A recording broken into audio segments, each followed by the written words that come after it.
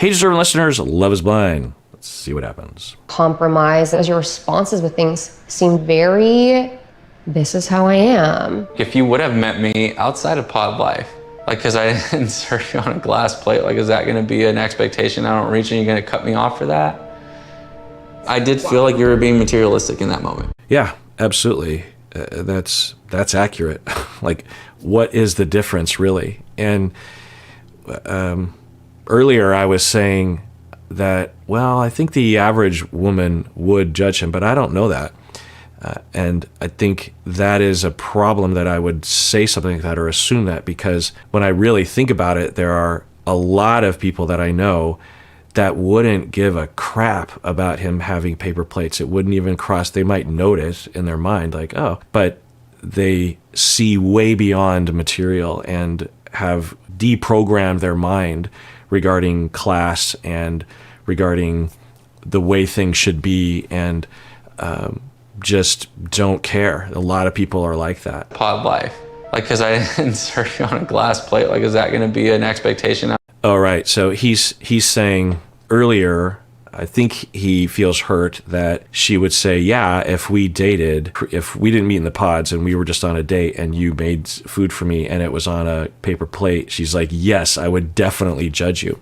Now, I would imagine that if they were hitting it off on this fictional date, that Stacy would judge, but she also wouldn't necessarily reject him. But I don't know that, but maybe she would. I think that might be kind of what she's saying. But anyway, so I think what he hears when she says that fictional situation, I think he thinks, so are you saying that about you now? Like that if I don't have the right plates, then you don't want to be with me, or you think lesser of me? Is that what I'm hearing? Because one, that's materialistic, and two, that means you don't really love me, because if your love depends on me not having paper plates, I mean, you could have your preference, but my God, what a fragile foundation that our love is on, right? I don't reach and you're going to cut me off for that? But at the same time, I don't think that's what she's saying. I don't think she's saying, I won't love you if you have different plates. I think she's just adjusting, honestly. I imagine that fast forward a few months, and because, in the beginning of a relationship, there's a lot at stake, right? You don't really know each other that well. So there's a lot of anxiety. And I talk about this sometimes, that in the first couple dates with someone, or, 1 through 5 dates with someone, you don't have a lot to go at, especially if you kind of like somebody. We tend to expand on little behaviors because we're trying to predict the future, because we're anxious about it, and we don't have a lot of data to go off of. I did feel like you were being materialistic in that moment. Here's my thing. Do you hear me out, though? Yeah, and I'm trying to address it. Okay. I've been in the same. So if anyone ever says that to you, generally speaking, it's time to listen. And because people in Izzy's shoes don't say stuff like that the first time that they're interrupted and shut down in a conversation. And I've been wondering about this about Izzy, because this isn't the first time that she's done this. And what he's, I think, trying to say is, here's, I think it's materialistic, and I have some more things to say, but then she interjects, which isn't horrible, but she interjects, and he's like, will you give me a chance? Because I think he had more things to say, and I think he was worried that she was just going to refute it and dismiss it. But we'll give her a chance. But anyway, so then she's like, but I'm going to address it. She just proceeds forward. And then he says, okay, I don't know what that okay means. Was that okay? Like, okay, that's fair. I'll let her address it. It makes sense. Or was that a defeated, I can't win with this person? Let's rewatch that. I did feel like you were being materialistic in that moment. Here's my thing. Do you hear me out, though? Yeah, and I'm trying to address it. Okay. I've been in the same situation. And it also tells me that he has been stuffing his feelings regarding this, that this isn't the first time this has happened, where he feels that she's bulldozing, and she's not particularly bad with bulldozing, by the way, but given my hypothesis that at least up until this point, he's been very accommodating, maybe overly pleasing kind of a thing. So the fact that he's saying, hey, I think it means I've had enough of you dominating the conversation or not giving me a chance to talk. So that's a little worrisome as well. I've been in the same situation, and if I know what you like, I'm making it happen because I know that's what you like, and that was my point, and you're making it seem like I was making it about materialistic things. That's how it felt to me. I don't understand they edited that, so I don't understand what she's saying. She's saying, you like what? I've been in the same situation, and if I know what you like, I'm making it happen because I know that. I've been in the same situation. What situation? It feels edited and made to be confusing, or maybe they tried to make it less confusing. I don't know. Izzy doesn't seem confused by what she's saying. So, but I am. She's saying, I've been in the same situation. What situation? Like her side of the thing or his side? I don't know. And then I'm making it happen because I know that's what you like. I'm making it happen because I know that's what you like. Meaning that she wants to accommodate him with the paper plates? I don't understand. That's what you like, and that was my point, and you're making it seem like I was making it about materialistic things. Yeah, I'm confused. And I apologize to y'all if it's obvious what she's communicating, but I can't decipher it. But maybe it doesn't matter. That's how it felt to me. Okay. I even told you, it was like the thought, it's the effort that counted. And I get what you're saying, and I'm hearing you. Can you please stop cutting me off? Yeah. So he's had enough of the cutting off, and she is displeased with that, which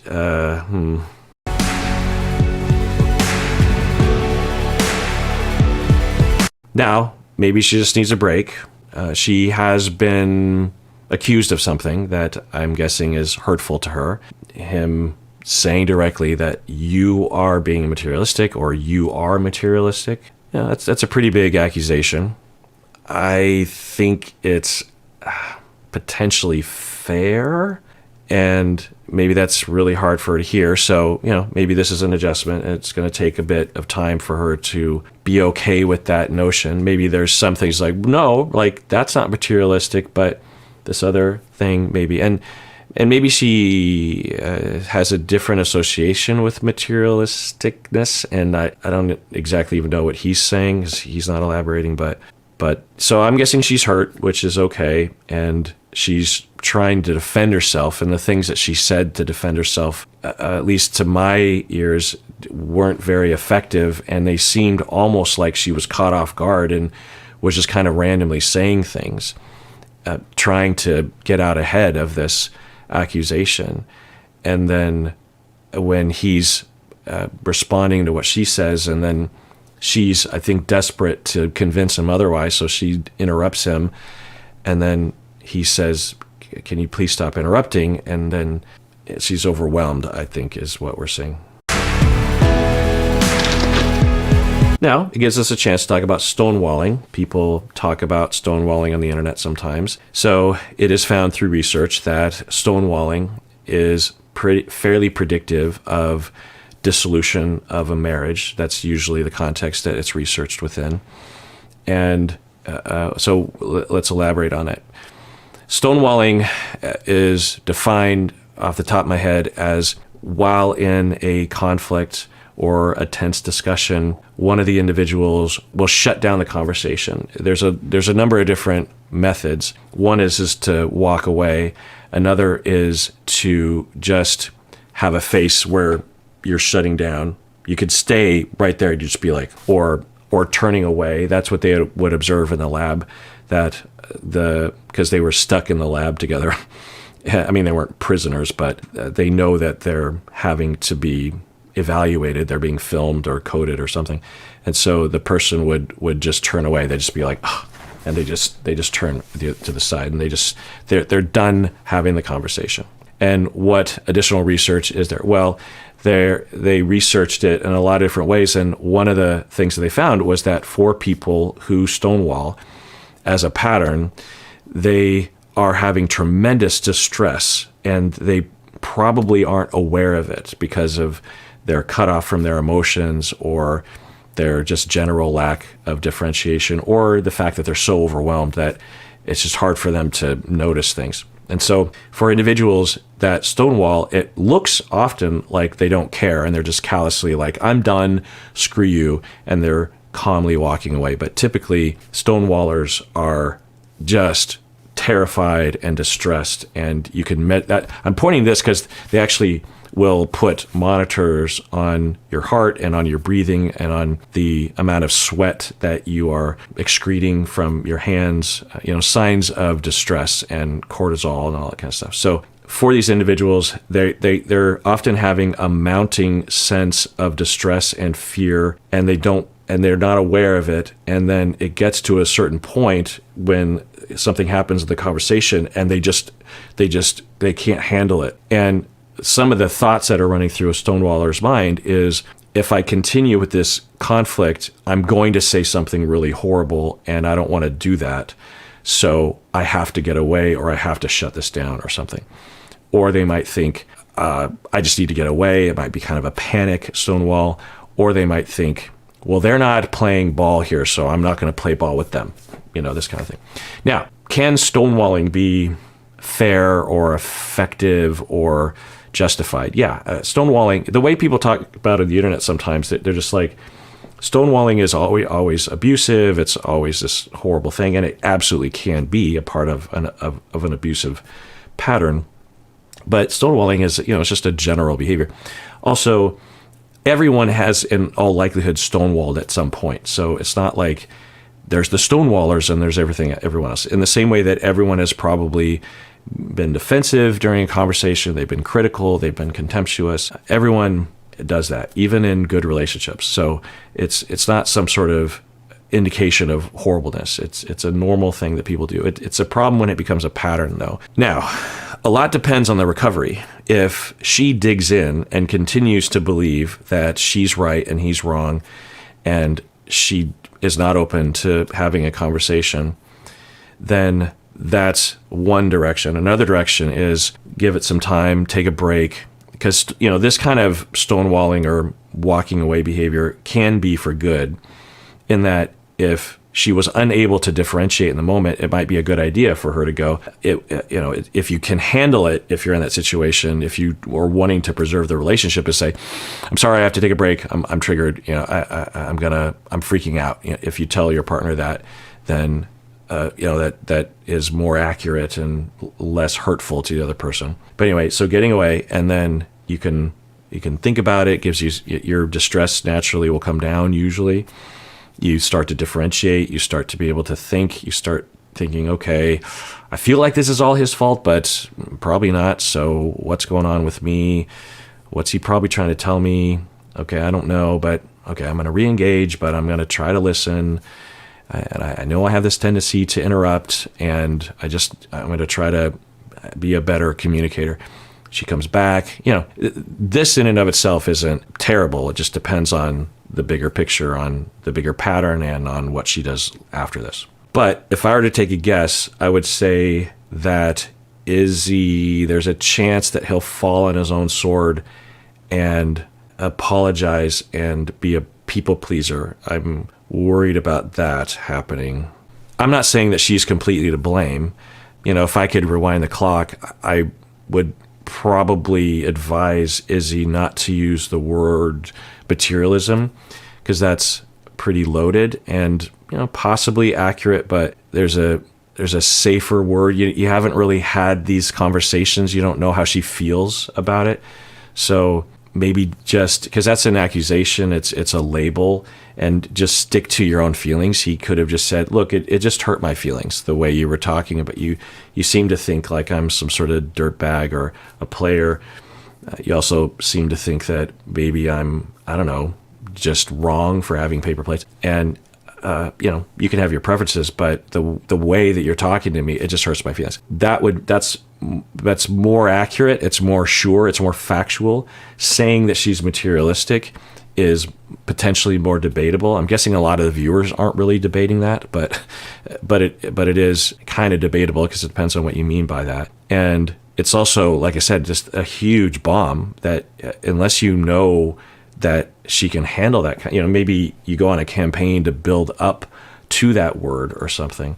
But so anyway, I'm not saying that she's completely to blame for everything, but I'm just saying that we'll just see how they do as a couple. I just don't want to be here right now. I want to go home. Okay. Yeah. I don't know. I don't know what this means. This could mean bad things for them as a couple. This could mean very concerning things about her level of differentiation, her maturity, if you will. But I don't know. It also could just be that there's just a lot going on. She's never had this conversation before with somebody, or she's never dated someone who doesn't have a very similar sensibility when it comes to materialism. And there's just a lot at stake. She's confused, and she'll recover, and everything will work out. I don't know. I don't know. I guess it depends on where this is headed. But it is notable that he was the one that approached her, which, makes sense. I think he's less triggered in this moment, I think. There's also a possibility that he's quite triggered, but he defers to others under those circumstances. But anyway, if he isn't as hurt and as in pain, him making the approach makes sense. And I just hope that this doesn't set up a pattern where the two of them learn a lesson moving forward, that he can't voice any sort of complaint, that there are consequences if he tries to ask for her not to bulldoze, that he will always blame himself. We're not seeing that yet, but I'm worried that that will develop. The only way that that pattern won't be initiated is if she actually comes to the table and says, or indicates something along the lines of, I'm sorry I interrupted you, or I came on a little overly critical, or something like that. If she doesn't admit anything, if she doesn't explore that, if she doesn't try to understand that, then that would be worrisome. Probably frustrated as shit right now. You probably don't want me around you. I know this sucks, but you tell me that you want someone who's gonna fight. I'm fighting. Okay. So he's saying a lot of good things, and he's initiating, and she's not responding. So it takes someone with a lot of maturity and with a lot of differentiation and a lot of self-confidence, not in a pathological way, but in a healthy way, to be able to extend oneself like he's doing and put himself out there to try to soothe her. And he's saying in a soft voice, physical contact, says, I know you're probably frustrated a lot right now, and you wanted to be with someone who would fight. And so, I'm fighting. And, I think what they both mean by that word is, I think you want someone that isn't going to be a doormat. So I'm not doing that right now. I just want you to know that I love you. Another factor, of course, is that they know they're being filmed, which could play a number of different roles. But I think one is that Stacy, I think, identifies herself as someone who isn't prone to this kind of emotion. And I don't know, but it's possible that she, in addition to what was happening between the two of them, she at this moment is just trying to survive the next number of minutes, because she knows she's crying and she's hurt and she feels small and vulnerable, and she just wants to fetal position and hide from everything and also the cameras. So yeah, I'm guessing that might be, she might be thinking, oh my God, I just made a fool out of myself in front of the cameras. I can't imagine what it would be like.